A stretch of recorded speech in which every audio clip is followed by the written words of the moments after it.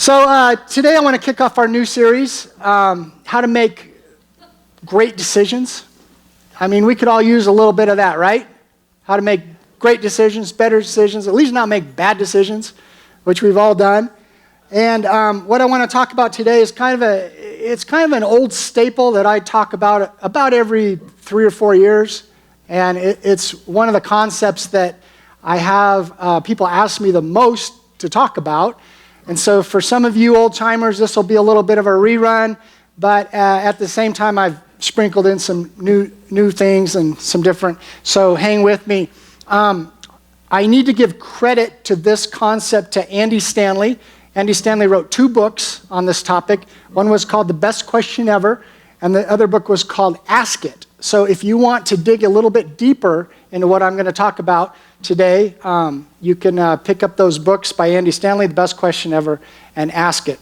Our text is from Ephesians chapter 5, verse 15, and it says this: "Be very careful then how you live, not as unwise, but as wise, making the most of every opportunity, because the days are evil.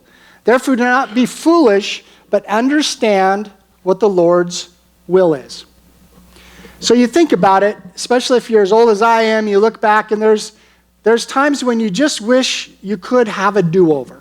You know, there's chapters of life. Maybe it was a weekend. Maybe it was a bad business decision. Maybe it was a car you bought. My daughter, Bailey, I went with her to buy her first car. She was so excited. You know, she's 16. There was a kid at school that had a car. It had power, everything in it. And she had saved up her money. And so we went and got this car, and I wasn't too sure about it, but she was excited, so she bought it. And about a month later, on I-25, the engine literally fell out. It just dropped out. It was crazy. It's the craziest thing we ever saw. And so, you know, you have these regrets in life, huh? You look back and go, man, if I had only known. We all have regrets. Maybe it's a weekend, a night, some chapter in our lives. And as we look back, it's obvious, like, oh, what was I thinking, you know? Because hindsight really is 20/20, isn't it? But at the time, you're just not quite sure. And as you get older, you run into people all the time that are making the same bad decisions that you made. And you just want to scream, don't do it. Don't go down that road. This is not going to take you where you think it is. This is not going to take you where you want to go. And they respond the same way you did. They're like, it's none of your business, you know, mind your own business. You don't know. Or, you know, but I love her. Or, but I love him. You know, we all do it, don't we? And one of the common responses is, you know, well, it just feels right. You know, I just have to trust my heart. I have to follow my feelings. And I'm not hurting anyone. And as humans, we do this to ourselves. And I don't know why.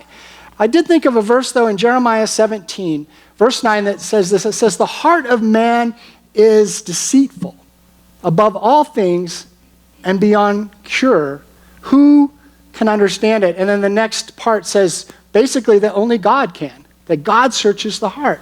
And so we're kind of in trouble when it comes to making good choices right out of the gate when we try to do it apart from our Heavenly Father who cares about us and has a plan for us. So how do we make better choices? How do we navigate around these potholes in life? Well, in this passage, I think there's a filter that Paul gives us, a filter to kind of press every decision through. Every job opportunity, every big decision, every little decision, every relationship, dating relationship, you know, parent-child relationship, whatever we're looking at, every invitation, every moral question, there's a kind of a filter in here to just kind of press everything through if we're willing to ask this simple question. And this is a question that will help us answer those times when the Bible isn't clear.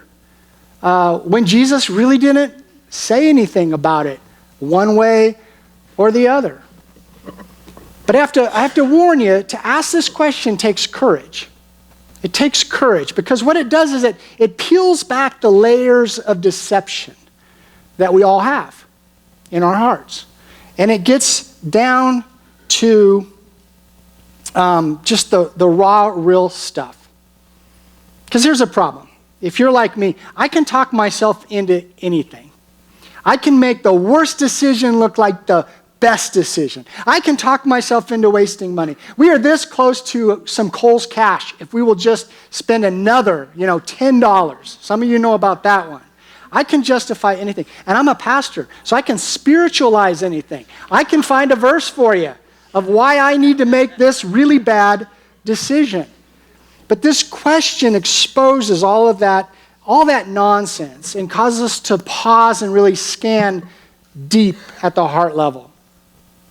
Now, before we get into it, I just want to give you a little bit of context for who Paul was writing this to at the time. He's writing to Ephesus, and Ephesus is kind of a major trade route. It's just a melting pot of a lot of different ideas and a lot of different culture, and they're kind of known for these pagan temples where they had incorporated prostitution into church. So it was really kind of I think they had like this saying, what happens in Ephesus stays in Ephesus. One of those kind of, deals. And so this is where Paul is writing and who he's writing to, the church that's in Ephesus. And the church is getting kind of confused because they're like, all this stuff's going on, but I don't remember Jesus talking about this, and I don't know about, is it okay to do, but in our culture, like everything's okay. Does that sound familiar? Like everything's okay. And there's not a law about it, and there is a law about it. It's all okay. And so Paul gives this list of, he says, no hint of sexual immorality, no impurity, no greed, no obscenity, no foolish talk, coarse joking. Don't sin in your anger. He addresses bitterness and rage and brawling and slander and malice. And then I think the reason he puts this in here is to kind of take out the loophole, because we all look for a loophole. Hey, it's not on the list, right? So it must be good. It must be okay for me to do this. And obviously he couldn't have covered everything. So he starts out by saying, be very careful then how you live. Meaning how you live, it matters. That you need to be careful. You need to be on the lookout. You need to have a plan. You need to have a strategy. How you live matters. You can't just make it up as you go, or you won't get where you want to go. Be very careful how you do marriage, how you do relationships, how you do morality, how you work, how you handle your finances. Be very careful, because when we're careless, what happens? We end up with regrets, and we end up where we didn't want to be. And then he goes on to say, not as unwise, but as wise. And that's the standard. That's the filter. That's the question that we need to be asking ourselves. What's the wise thing to do? What's the wise thing to do in every situation? The problem is this isn't the question that we ask. The question we ask is, how close can I get to sin without actually sinning? Where's the loophole? How close can I get to the edge without actually going over the edge? How close can I get to breaking the law without actually breaking the law? How close can I get to being unethical without actually being unethical? How close can I get to disaster without experiencing the consequences of my poor choices? How can I kind of keep God in my hip pocket and still experience all of the promises of life?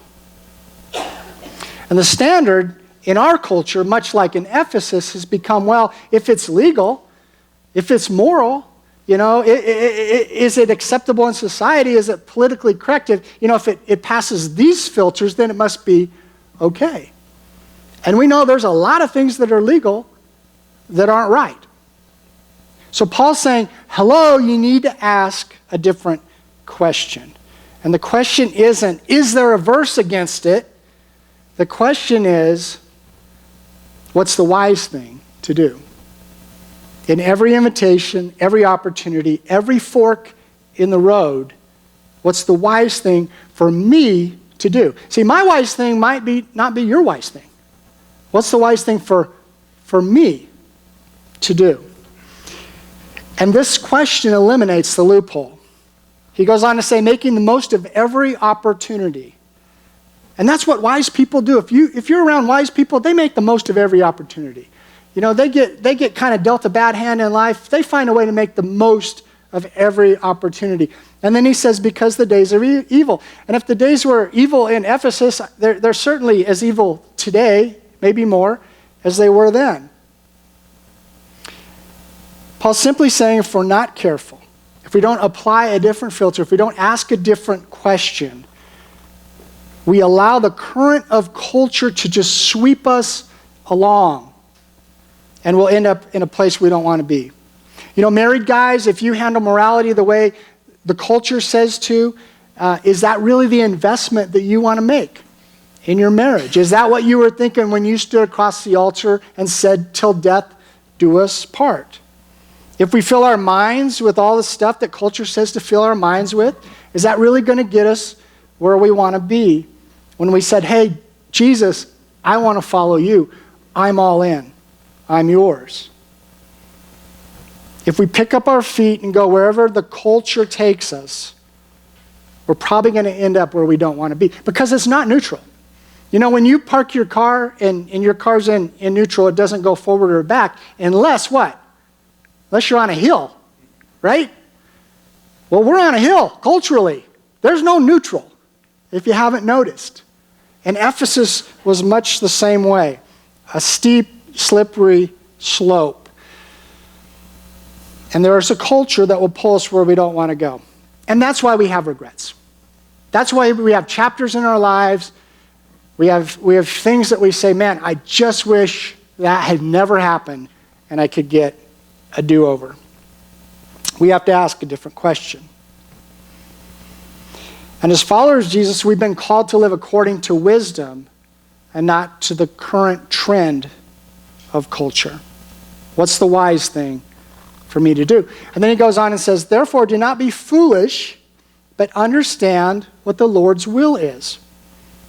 Don't be foolish. He uses this foolish and wise contrast. And those who are wise, they understand what the Lord's will is. Those who are foolish, they don't care. They don't want to figure that out. They don't put any time, energy. They don't make a plan for what's the Lord's will. The Lord has a will for every one of you. The Lord has a great plan for every one of you. A great choice for everyone if you'll just ask him what it is. And try to discover what it is. He has something better for all of us. In our finances, our relationships, our marriage, our parenting stuff, all of it. Career, sexuality, all of it. So it's a great question. So let's get practical. First of all, we need to ask this question at 3 levels. The first level is in light of my past experiences. In light of my past experiences, what's the wise thing to do? You know, the last time I went out with the boys, or the last time I went on that trip, or the last time I watched a movie like that, you know, what's the wise thing for me to do in light of my past experiences? And it could be different for all of us. You know, I hear about people who are dating, and they're like, you know what, I'm just going to take a year off. I'm just going to take a year off from dating. And I'll see other people kind of roll their eyes, like, what's wrong with you, you know, and stuff like that. But for them, that's the wise thing to do. They're probably not doing so well in the dating arena, and they need to just kind of take a break and dial it down. There was a time way back when Wendy and I felt like we needed to kind of just not have a TV for a year, you know. People looked at us like we had grown an extra arm or something, you know. And for us, it was the wise thing to do for a while. Just no more, just too much media. And we just, now I would go up to the restaurant and watch the Bronco games, of course. I wasn't, you know, that crazy, but we took a year off. And I didn't tell anyone else, you need to, you know, get rid of your TV too, you know, down with the TVs. We just, you know, for us, it was the wise thing to do for a while. Remember, God has a personal plan for you based on you and based on who he's created you to be. The second level that we need to ask the question is, in light of my current circumstances, what's the wise thing to do? In light of your current circumstances. You know, some of you have wrestled with, should both parents work outside the home while the kids are small? That's a question you ask, and there's no right or wrong, but what is it for you based on where you're at? Maybe it's the right decision later down the road, but it's not the right decision today. Maybe you want to buy this great house or a great car, go on a great vacation, and that's, down the road because you need to pay a few things off before you do it. It's not wrong, but in your current circumstances, what's the wise thing to do? And the third level that we need to ask the question is, in light of my future hopes and dreams. In light of my future hopes and dreams, what's the wise thing to do? You guys all have hopes and dreams, don't you? Those of you who are parents and your kids are little, you hope someday that you guys have a great relationship and you hang out, you have hopes and dreams. Last week we put on those, forever factor glasses and we were looking down in time and looking out in the future and we all have hopes and dreams. You have hopes and dreams of where you want to be financially. You have hopes and dreams of where you want married people, where you want your marriage to be in 10 years, right? We all have hopes and dreams. How we want to relate to our fellow man and our neighbors. We have hopes and dreams. So Andy Stanley says, our unwise decisions in the past rob us of a portion of our future. Some of us have lived that. Some of you have experienced that. Now certainly there's grace for all of it. And God loves us no matter what. But sometimes we make it really hard on ourselves by poor choices and the consequences that come from those choices. So this series is about, look, can we do this a little bit better? Maybe we can do a little bit better. When you work with teens who are dating, the question always comes up, and I've said this before, the question always comes up, how far is too far? How far is too far? The Bible doesn't really say, there's a lot of room between hello, my name is, and sex. So how far is too far? That always comes up. And here's a great answer. In light of what you want to tell the person you will marry someday, that's about how far. In light of how far you want the person you marry to have gone with the person they dated before you, that's about how far.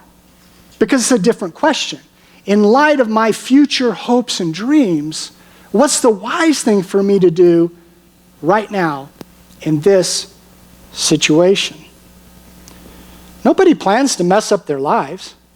They don't. No one stands across the altar and says, you know what, I'm getting married today, but in 5 years I'm going to have an affair. 5 years, yeah, that's about right. We'll have a few kids. I'm really going to mess this thing up. Nobody does that. Nobody holds their newborn baby and says, I'm going to raise a rebel. I'm getting a little shirt for him that says rebel. Nobody has a meeting in their neighborhood and says, we're going to be the most dysfunctional family in this neighborhood. Let's get after it. People don't do that. No one says, in 10 years I'm going to be addicted. In fact, I'm going to be addicted to like 3 things. I'm really going to go for it. Nobody does that. The problem is very few people plan not to. Very few people plan not to. So we need to ask a different question or we'll have regrets. There's a guy in the Bible, his name's David. King David, he got it right most of the time. This guy was called a man after God's own heart. This guy was awesome. But he had a chapter in his life that if we could bring him up here today, he would say, yeah, I wish I could do that over. Because there was so much pain and there were so many consequences over this one choice that King David made. And I don't have time to read the whole thing, but I want to read just the beginning. And I want you to think about, was there a place or a couple places where David could have asked a different question? 2 Samuel chapter 11, verse 1. In the spring of the time when kings go off to war, David sent Joab out with the king's men and the whole Israelite army. I think this is where he made his first mistake, right here. Because the kings were supposed to be out there with the guys. They were supposed to be out there leading with the guys. And he gave his leadership up to somebody else. He gave it to Joab. And he wasn't where he was supposed to be. Now, was that a bad decision? Well, on paper, probably not. Hey, I'm the king. I've been working hard. I need some me time, So I'm going to hang out. Things are good. The kingdom's good. I'm just going to hang out here. But if he would have asked a different question, what's the wise thing for me to do? He would have been out there with these guys. So here's what happens. David remained in Jerusalem. One evening, David got up from his bed and walked around the roof of the palace. From the roof, he saw a woman bathing. The woman was very beautiful, and David sent someone to find out about her. The man said, "She is Bathsheba, the daughter of Eliam, and the wife of Uriah the Hittite." Then David sent messengers to get her. Okay, there was his next mistake, right? Now, he didn't make a mistake, I don't think, by finding out about her. Kings those days had a few wives. If she was unmarried, he could have taken her as a wife. But when he found out she was married, that should have been the end of it. That should have been it.